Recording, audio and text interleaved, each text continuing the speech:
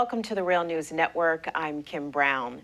You hear a lot about companies doing stock buybacks. What is a stock buyback? Well, it's when a company purchases its own stock, therefore reducing the number of outstanding shares on the open market. Is this a sham for the flim-flam? Well, we're about to find out. Today, we're joined with one of our regular contributors, Professor Bill Black. He is an associate professor of economics and law at the University of Missouri at Kansas City. Bill, thanks again for joining us. Good to be back.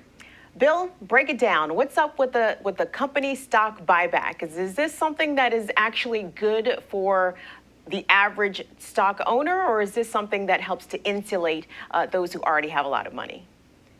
Neither of the above, but it does help enrich CEOs in particular. So to put it in context, as people have seen, there's this paradox. We are at very close to what economists traditionally define as full employment. People like me wouldn't necessarily agree with that, but that's how the conventional economists would usually say. But at the same time, we have many millions of people who have become so discouraged that they've withdrawn for looking for jobs, and therefore they're not counted as unemployed. And so compared to Europe, we've had a dramatically better recovery.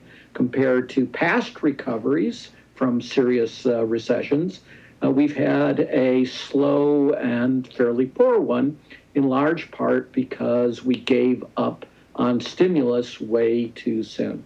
And what we're seeing is that productivity, which is how much a given amount of labor and capital produces, is actually been negative, falling. And of course, it's supposed to go in the other direction.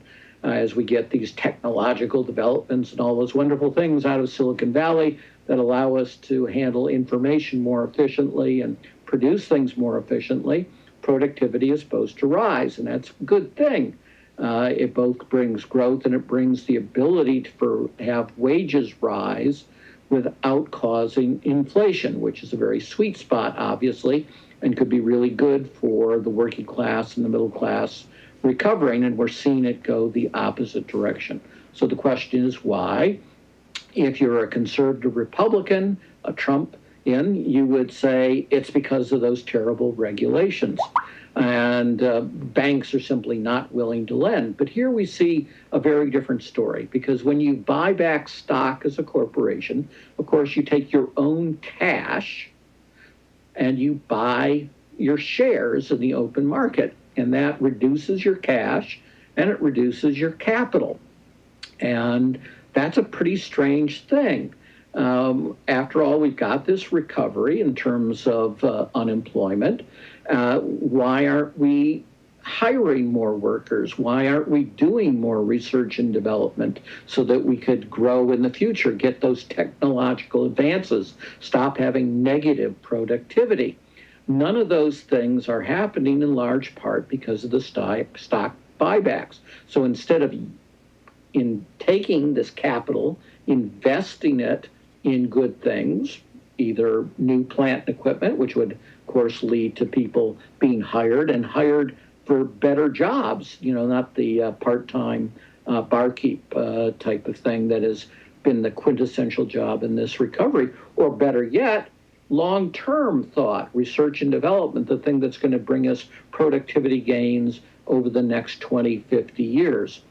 Why doesn't it happen? Well, in large part because senior executives are paid most of the money they get in compensation on bonuses, and many of those bonuses are tied to stock price. And in any event, most of those bonuses these days come in the form of stock.